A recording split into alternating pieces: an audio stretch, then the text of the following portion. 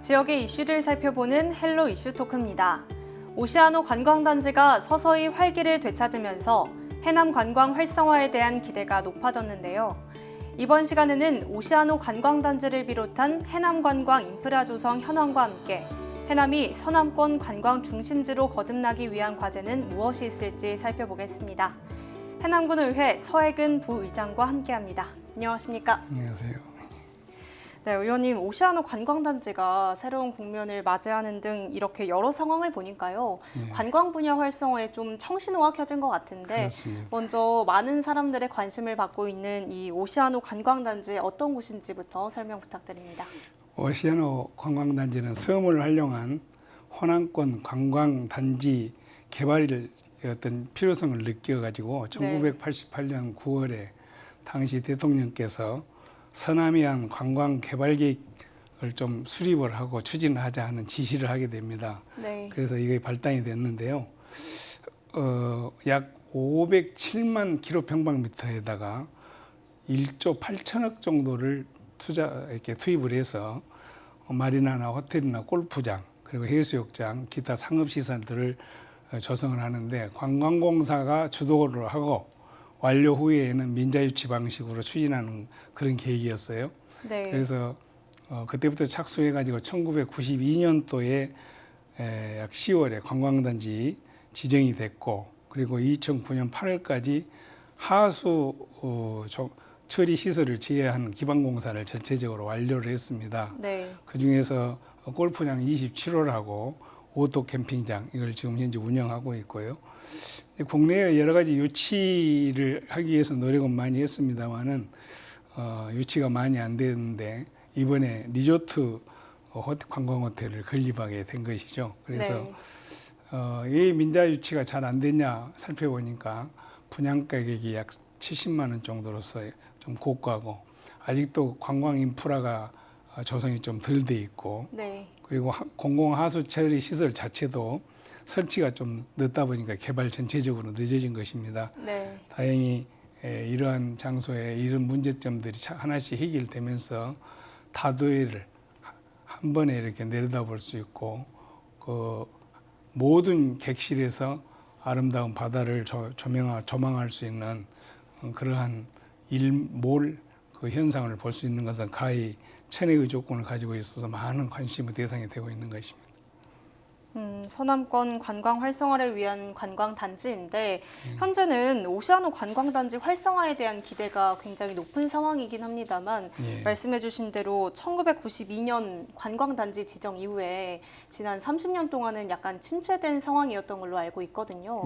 어떤 상황이었는지 주요 내용들 좀 짚어주시면 좋을 것 같습니다. 사실은 30년 정도가 지났는데도 좀 답보 상태에 있었죠. 네. 또 지역민들은 기대를 많이 했었는데 나름대로 좀 실망감도 있고 이런 게 있었습니다만은 이 사업 자체가 수십 년째 이렇게 27% 가량만 이렇게 투자가 되고 지지부진한 실정이었는데 대체적으로 보니까 기반 시설은 다 완료를 했어요. 네. 거의 다 완료되어 있는데 다만 민자유치 자체 조금 전에 말씀드리다시피 여러 가지 여건과 공공시설이 완비되지 않음으로 인해서 좀 지체됐었죠. 네. 그래서 관광공사에서 골프장 민자로는 18홀 정도 유치를 하고 네. 또 수십 년대 방치하다시피 했는데 이번에 이제 리조트 호텔이 착공하게 됨으로써 반전의 계기를 맞았다고 할 수가 있겠어요.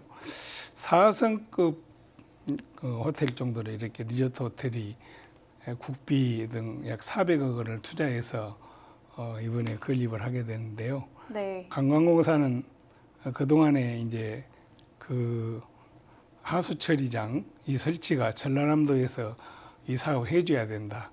또 전라남도는 관광공사가 건설해야 한다. 이러다 보니까 어떤 합의점을 찾지 못했었어요. 네. 그런데 이번에 하수처리장 이렇게 의견이 평행선을 달리고 있었는데 양 기관이 최근 건설 비용을 분담하는 것에 합의를 했습니다.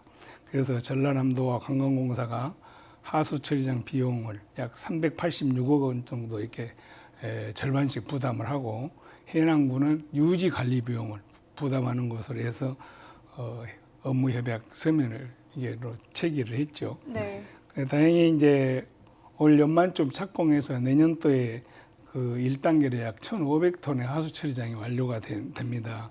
그런데 지금 현재 리조트도 착공이 올 금년 2월에 되지 않습니까? 네. 내년 8월 달 정도에 준공이 되고 8월이 지나면은 곧바로 좀 그랜드 오픈을 해가지고 큰 활성화 계기를 마련할 걸로 보고 있습니다. 하수 처리장 문제 등 여러 여건 등으로 인해서 좀 개발이 멈춰섰었지만 현재는 리조트 착공으로 관광단지 개발에 좀 활력을 불어넣은 것 같고요. 예. 이 오시아노 관광단지 조성과 관련된 여러 사업들 가운데 특히 리조트 호텔 건립 사업이 주목을 받고 있잖아요. 예. 사실 해남이 체류형 관광에 대한 인프라가 부족한 상황이기 때문에 아무래도 더 좀 주목을 받지 않았나 싶은데 이 사업 어떻게 추진되고 있나요? 사실은 단순하게 리조트라 호텔 하나가 들어오는 게 들어오는 과정이 되겠습니다만 실질적으로는 민자유치의 이제 청신호 네. 처음 발단을 하는 그런 계기 마련이 지금 되고 있는 것이죠. 그러니까 뭐 국가에서 약 300억 정도 지원하고 또 민자로 해서 100억 정도를 이렇게 합쳐가지고 약 400억 정도를 가지고 지상 1층, 지상 5층, 지하 1층으로 해서 전체적으로 120실을 건립을 하게 됩니다. 네. 호텔 부지 자체가 약 3만 제곱미터가 넘어요.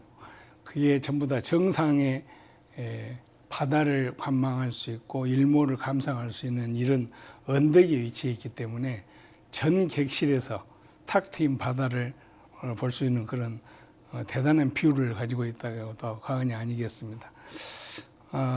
그리고 이제 관광호텔 부대 시설로 인피니트 풀하고 여기에 이제 레스토랑이라든가 연회장이라든가 이런 것도 같이 만들 계획인데요. 해양 생태 문화 이것을 아울러서 전남 특화자원으로 활용한 그러한 전략을 마련하는 체류형 관광 거점 기반 구축에 크게 기대를 하고 있다고 하겠습니다. 민자유치 계기를 마련함으로써 좀 사업이 잘 추진되고 있다 이렇게 볼 수 있을 것 같고요. 예. 최근 오시아노 관광단지에서 여러 행사들이 열리고 있더라고요. 예. 좀 보니까 확실히 활기를 되찾는 느낌이 들었는데 어떤 행사들이 열리고 있나요? 지금 행사들이 많이 열리고 있죠. 금년도에 연예인 골프대회를 거기서 전체적으로 일단 했었고요. 네. 그리고 이제 거기에 오토 캠핑장이 잘 만들어져 있습니다. 네. 그래서 사회단체라든가 기업 휴양지로 이렇게 여름에 활용도 많이 하는데요. 거기 통상 그 바다를 에메랄드 바다라고 표현을 하고 있어요. 정말 석양이 한번 와보시면은 느낄 수 있을 정도로 네. 여기서 말로는 다 표현하기 어렵습니다만 직접 체험해 보시면은 야 이런 제대로 된 그 어떤 낙조 현상을 약 180도 각도로 그대로 볼 수가 있구나 하는 것을 아마 느낄 수 있을 것입니다.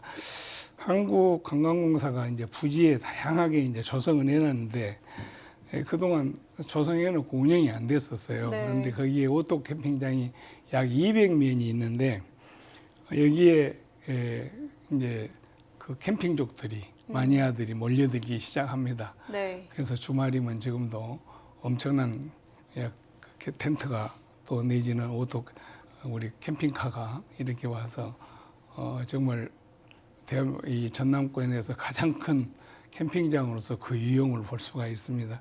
또 요새 이 관광 트렌드 자체가 네. 캠핑을 즐기는 네. 문화로 바꿔지고 있기 때문에 또 자유스럽게 거기에서 생산되는 친환경 식자재도 구입할 수 있고 우리 해남군에서는 그러한 식자재를 손쉽게 구입할 수 있도록 로컬 푸드 이동 차량을 직접 현장에서 이렇게 투입하고 있습니다. 이 오시아노 관광단지를 포함해서 솔라시도 기업도시 그리고 우수용 관광지 모두 도심권에서 30분에 모두 다 갈 수 있는 걸로 알고 있거든요. 예, 그렇습니다. 예. 네, 그 가운데 솔라시도 기업도시가 관광 레저형 기업도시를 목표로 조성하고 있다고 알고 있는데 이 목표를 들여다보니까 특히 관광과 관련해서 어떤 인프라가 조성이 될지 궁금한데 자세히 말씀해 주시죠. 사실은 솔라시도 관광단지 그 계획이 워낙 광범위해서 네. 여기에서 전체적으로 다 소개를 다 드릴 수는 없을 겁니다만은 그러나 소개를 좀 해드린다면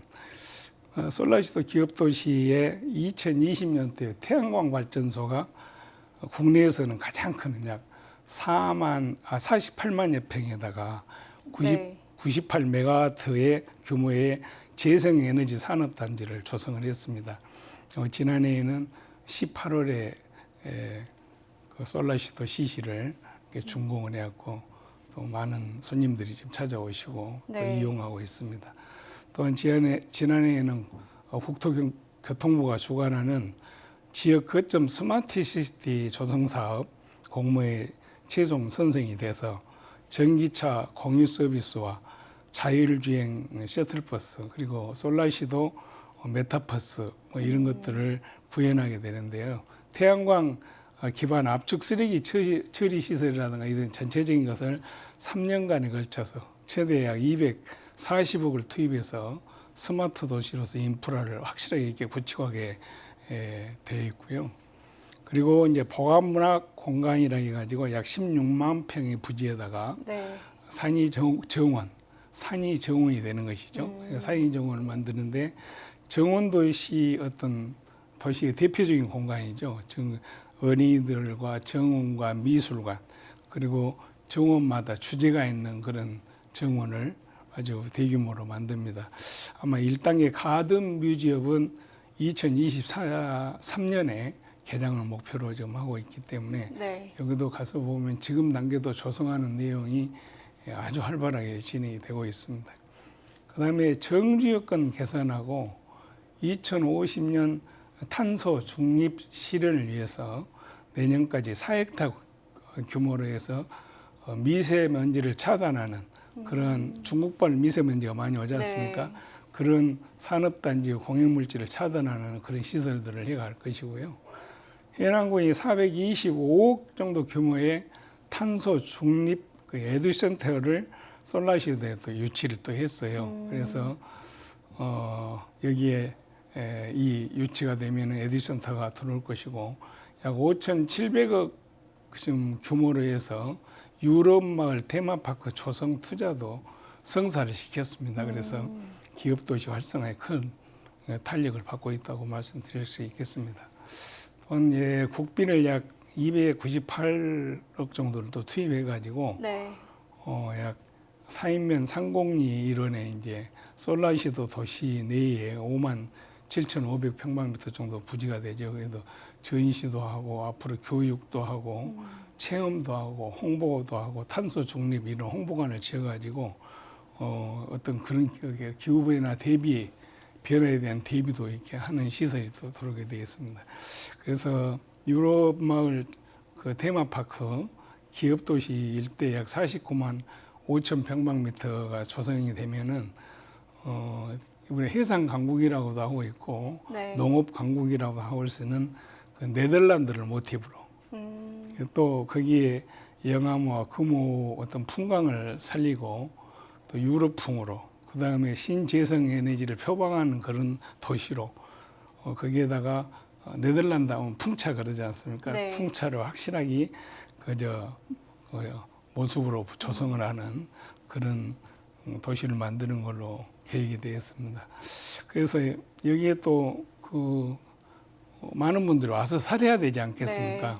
그래서 호텔형 타운하우스도 짓고 기업 그중에 네덜란드 고전적인 그런 타운하우스도 짓고 그리고 골프장이나 고급 전원주택을 약 1,800세대를 짓어요.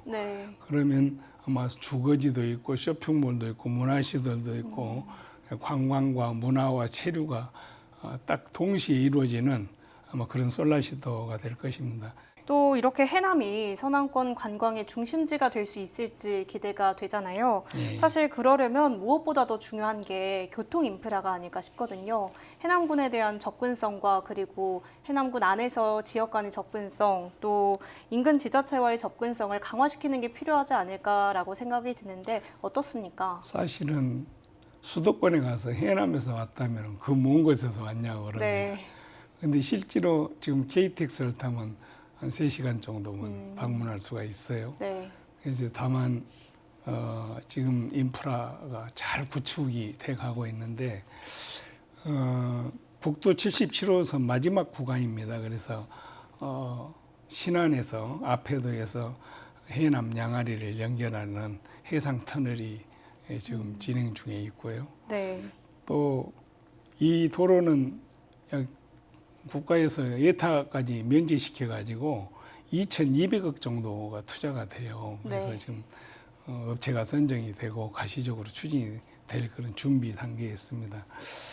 뭐 이렇게 해서 우선 서해안 고속도로하고 무안공항하고 연결이 된다면은 또 활성화되는데 좀 유리한 조건이 아니겠습니까? 네.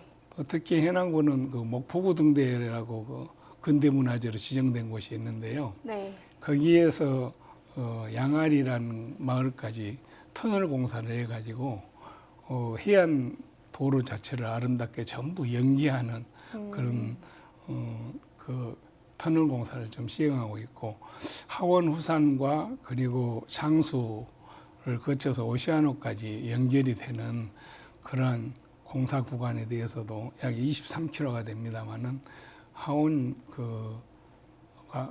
관광단지하고 하원 해안가의 그 아름다움을 연결해서 우리 지역에 그리고 영광에도 백수 해안도 유명하고 여러 가지 유명한 거 있습니다만은 네. 해남이 이곳은 그 이상의 어떤 아름다움을 갖고 있기 때문에 그러한 도로들이 개설되면은 아마 훨씬 더 활성화될 것으로 보고 있습니다.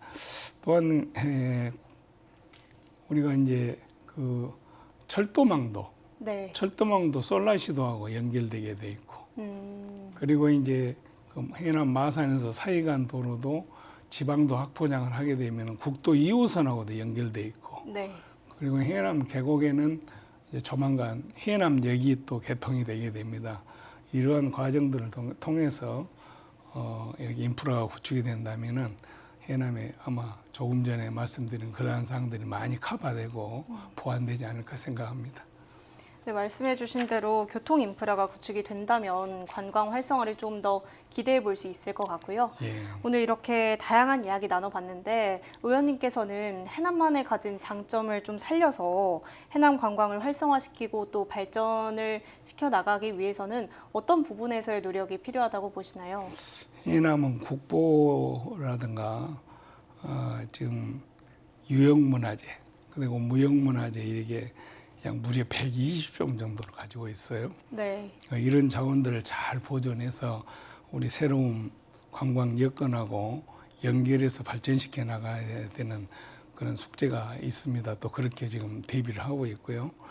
또 여기에 권역별로 대행사권이 있고 우수형권이 있고 땅끝권이 있고 하원 권역이 있는데 네. 이건 지역 특성하고 접목을 하고 문화자원과 천혜의 자연자원 그리고 그 지역에서 나오는 식자들을 이용하는 그런 먹거리 관광까지 아울러서 이렇게 가는 그런 그 경쟁력 확보해야 되는데 그것도 확보해 가고 있는데 지금 시급해야죠. 시급하기 때문에 좀 더 이렇게 속도감을 낼 필요가 있다 이렇게 생각이 듭니다. 그다음에 해남역이 조만간 이제 완공이 되면은 이와 연결해서 대중교통망이 확충을 해야 되는데 관광 권역 간 이동이 원활할 수 있도록 그런 접근 동선을 좀 편하게 해야 될 것이다. 그다음에 해남이 그동안 좀 그 여러 가지로 숙박 시설이라든가 체류형 시설이 좀 부족했습니다. 그래서 네. 관광 권역별로 오토 캠핑장을 아주 아름다운 위치에 만들고 또 거기에 그래핑장도 같이 만들고 해서 그런 요사이 선호하는 그런 관광의 패턴으로 변해야 되지 않을까 생각합니다. 그래서 그동안 코로나19로 인해서 관광 산업이 많이 위축됐는데요. 아마 이런 과정을 해남군은 그래도 꾸준히 준비를 해왔습니다. 네. 그래서 전남 방문회와 때를 같이 해서 아마 많은 분들이 선호하는 그런 관광 지역이 될 것으로 기대하고 있습니다. 해남 발전을 위해 필요한 노력까지 말씀해 주셨고요. 오늘 말씀 여기까지 듣겠습니다. 감사합니다. 네, 지금까지 해남 관광을 대표할 것으로 기대되는 곳들을 중심으로 현황과 함께 남은 과제까지 살펴봤습니다. 오늘 시간은 여기서 마칩니다. 지금까지 헬로 이슈 토크였습니다.